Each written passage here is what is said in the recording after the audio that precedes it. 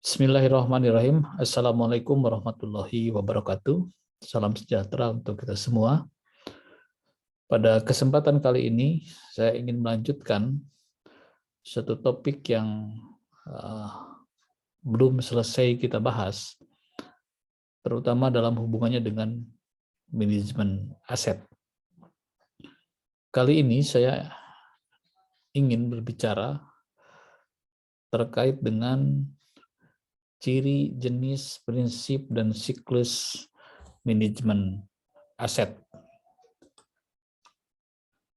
Sekedar mengingatkan kembali ingatan kita terhadap pengertian manajemen. Saya ambil pengertian yang disampaikan oleh Harold Kohns dan Sale O'Donnell. Management involves getting things done, touch and with people. Artinya manajemen berhubungan dengan pencapaian suatu tujuan yang dilakukan melalui dan dengan orang-orang lain. Sementara Henry Fayol mengatakan bahwa manajemen adalah sebuah proses perencanaan, pengorganisasian, pengawasan terhadap sumber daya yang ada untuk mencapai tujuan yang efektif. Sementara aset gitu ya, adalah manfaat ekonomis yang akan diterima pada masa mendatang atau akan dikuasai oleh perusahaan sebagai hasil dari transaksi atau kejadian. Aset adalah berupa barang atau benda yang bergerak dan juga tidak bergerak, baik yang berwujud tangible maupun yang tidak berwujud intangible, di mana keseluruhan hal yang tersebut mencakup aset atau harta aset dari suatu organisasi, instansi, badan usaha, ataupun perorangan. Aset juga adalah sumber daya dengan nilai ekonomi yang dimiliki atau dikendalikan oleh individu, perusahaan, atau negara dengan harapan akan memberikan manfaat di masa depan. Dengan kata lain, aset adalah aktiva. Semua sumber ekonomi atau yang dinilai suatu kekayaan oleh suatu entitas tertentu dengan harapan memberi manfaat ekonomi dan sosial yang dapat diukur dengan satuan uang. Nampak jelas sekali gitu ya pengertian aset. Jadi dengan demikian maka manajemen aset adalah suatu ilmu serta seni untuk memandu pengelolaan kekayaan yang mencakup suatu proses perencanaan, kebutuhan aset, mendapatkan, inventarisasi, legal audit, menilai, mengoperasikan, gitu ya, memelihara, gitu ya,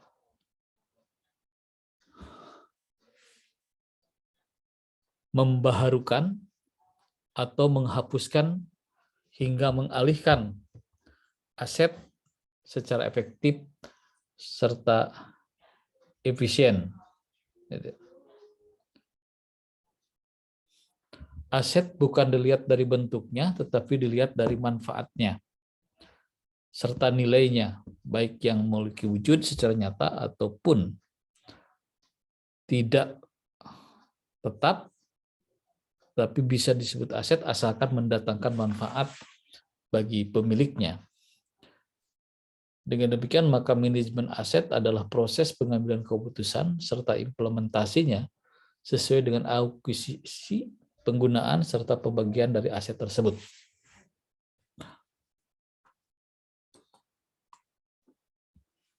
Nah, beberapa jenis aset gitu ya, berupa aset lancar. Untuk hal ini maka diberi pengertian adalah aset yang diharapkan dapat terrealisasi dan memberikan manfaat dalam jangka pendek. Ya, dalam hal ini sekitar 1 tahun. Aset lancar ini bisa berupa investasi jangka pendek, kas, piutang, persediaan, biaya yang harus dibayar, dan penghasilan yang masih diterima. Sedangkan aset tetap atau fixed asset Pengertian aset tetap adalah aset yang memiliki wujud dan siap untuk digunakan atau difungsikan dalam operasional perusahaan. Aset tetap tidak dimaksudkan untuk dijual dan memiliki manfaat lebih dari suatu tahun. Sesuatu yang bisa disebut aset tetap memiliki gedung, meliputi gedung, tanah, investasi jangka panjang, dan lain-lain. Sementara intangible asset atau aset tidak berwujud adalah aset tetap tanpa wujud namun memiliki manfaat dan memberikan hak ekonomi serta hukum bagi pemiliknya. Beberapa hal yang merupakan aset tidak berwujud seperti merek dagang, waralaba, hak cipta, goodwill, dan hak paten.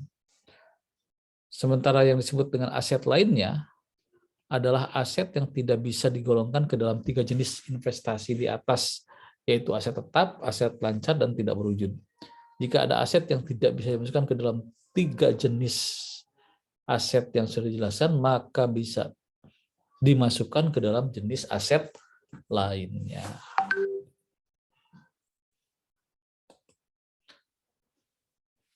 Ciri manajemen aset. 1. Pengelola mengetahui barang atau aset apa saja yang dimiliki atau dikuasai. 2. Pengelola mengetahui bagaimana kondisi aset yang dimilikinya atau dikuasainya. 3. Pengelola mengetahui berada di mana saja barang atau aset tersebut. Dan 4 adalah pengelola mengetahui siapa yang bertanggung jawab dan memanfaatkan suatu aset tertentu. 5, pengelola mengetahui bagaimana pemanfaatan dari setiap aset yang dimiliki, dikuasai. Kemudian 6, pengelola mengetahui berapa nilai dari aset yang dimiliki, dikuasai tersebut. Dan 7, pengelola melakukan evaluasi secara reguler atas semua aset yang dimilikinya atau dikuasainya, apakah masih sesuai dengan kebutuhan daripada organisasi tersebut.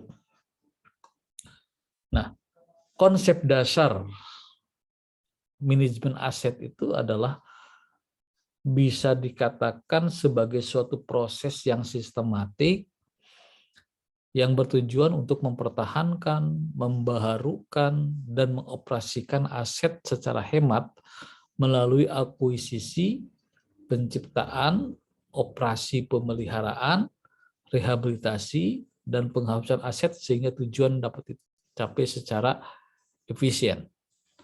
Nah, menurut Sugiyama, manajemen aset adalah suatu ilmu dan seni untuk memandu pengelolaan kekayaan yang mencakup proses perencanaan, kebutuhan aset, mendapatkan inventarisasi, legal audit, menilai, mengoperasikan, memelihara, membaharukan, atau menghapuskan, hingga mengalihkan aset secara efektif dan efisien. Nah, tujuan daripada manajemen aset pada dasarnya adalah untuk membantu perusahaan atau organisasi mengambil keputusan yang tepat, sehingga aset dapat dikelola secara efektif dan efisien. Adapun tujuannya adalah untuk 1. Memastikan status kepemilikan suatu aset. 2. Menginventarisasi kekayaan dan masa pakai aset yang dimiliki. 3. Untuk menjaga agar nilai aset tetap tinggi dan memiliki usia hidup yang panjang. 4. Untuk meminimalisi biaya selama umur suatu aset. Yang kelima, untuk memastikan suatu aset dapat menghasilkan keuntungan yang maksimum. Kemudian yang keenam, untuk mencapai penggunaan dan pemanfaatan aset secara optimal. 7. Untuk keperluan pengamanan aset. Dan ke-8, sebagai acuan dalam menyusun neraca dalam akuntansi. Nah, saudara sekalian, kita juga perlu mengenal apa yang menjadi prinsip manajemen aset. Tentu dalam hal ini yang pertama adalah keputusan manajemen aset adalah keputusan yang terintegrasi dengan perencanaan strategik. Keputusan perencanaan aset didasarkan atas evaluasi berbagai alternatif yang mempertimbangkan biaya, siklus hidup aset, manfaat, dan risiko kepemilikan. Dan yang ketiga adalah akuntabilitas diterapkan untuk kondisi aset, penggunaan, dan kinerja. Yang keempat, keputusan penghapusan didasarkan pada analisis terhadap metode-metode yang menghasilkan tersedianya pengembalian bersih dalam kerangka dagangan yang wajar. Serta yang kelima adalah struktur pengendalian yang efektif diterapkan untuk manajemen aset. Nah, lalu kemudian apa yang dimaksud dengan siklus manajemen aset? Terdapat 8 tahapan dalam siklus manajemen aset, yaitu pertama, perencanaan kebutuhan aset. Ini adalah tahap awal dari proses assessment management di mana dilakukan perencanaan mengenai apa saja hal yang dibutuhkan dalam mengelola aset. Misalnya, kebutuhan untuk pengadaan, inventarisasi, perawatan, dan lain sebagainya. Yang kedua adalah pengadaan aset. Pada tahap ini dilakukan kegiatan pengadaan aset, misalnya barang dan jasa yang diperoleh dengan biaya sendiri atau dari pihak ketiga. Yang ketiga adalah inventarisasi aset. Pada tahap ini terdapat rangkaian kegiatan berupa identifikasi, kualifikasi, dan kuantitas aset, baik secara fisik ataupun non-fisik maupun secara yuridis atau legal. Jadi masing-masing aset didokumentasikan dan diberi kode tertentu untuk keperluan pengelolaan aset tersebut. Yang keempat adalah legal audit aset. Pada tahap ini dilakukan audit mengenai status aset, sistem dan prosedur pengadaan, sistem dan alur pengalihan. Selain itu, diidentifikasi kemungkinan terjadinya masalah legalitas yang dilakukan pada tahap ini dan sekaligus mempersiapkan solusinya. Yang kelima adalah pengoperasian dan pemeliharaan aset. Pada tahap ini, setiap aset yang dimiliki digunakan untuk melakukan tugas dan pekerjaan sesuai dengan fungsi untuk mencapai tujuan perusahaan. Dan yang keenam adalah aspek paling penting, saya kira ini adalah penilaian aset. Pada tahap ini, pihak aset manajemen menentukan nilai aset yang dimiliki, sehingga perusahaan mengetahui dengan jelas nilai kekayaan yang dimiliki, yang dialihkan maupun yang dihapuskan. Selanjutnya, hal yang terkait dengan penghapusan aset. Pada tahap ini, perusahaan ataupun organisasi akan menilai aset apa saja yang dianggap tidak menguntungkan dan atau perlu dihapuskan. Proses tersebut dibagi ke dalam 2 tahap. Pertama adalah pengalihan aset, yaitu perpindahan hak dan atau tanggung jawab, wewenang, dan pemanfaatan suatu unit kerja ke unit kerja lainnya dalam lingkungan sendiri, misalnya penyertaan modal, hibah, dan lain sebagainya. Yang kedua adalah pemusnahan aset, yaitu keadaan tindakan memusnahkan atau menghancurkan aset untuk mengurangi aset karena dianggap tidak dapat dimanfaatkan lagi. Selanjutnya adalah yang terakhir, pembaharuan aset. Pada banyak kasus, aset yang dianggap tidak produktif bisa dipengaruhi sehingga dapat dimanfaatkan lagi sampai umur ekonomisnya berakhir.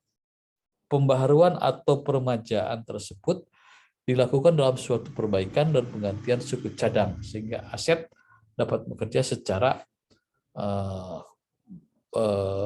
baik gitu. Nah, saya kira saudara sekalian, sekalipun nampak agak sepintas, tapi memang saya sudah memberikan stimulus, saya sudah memberikan rangsangan kepada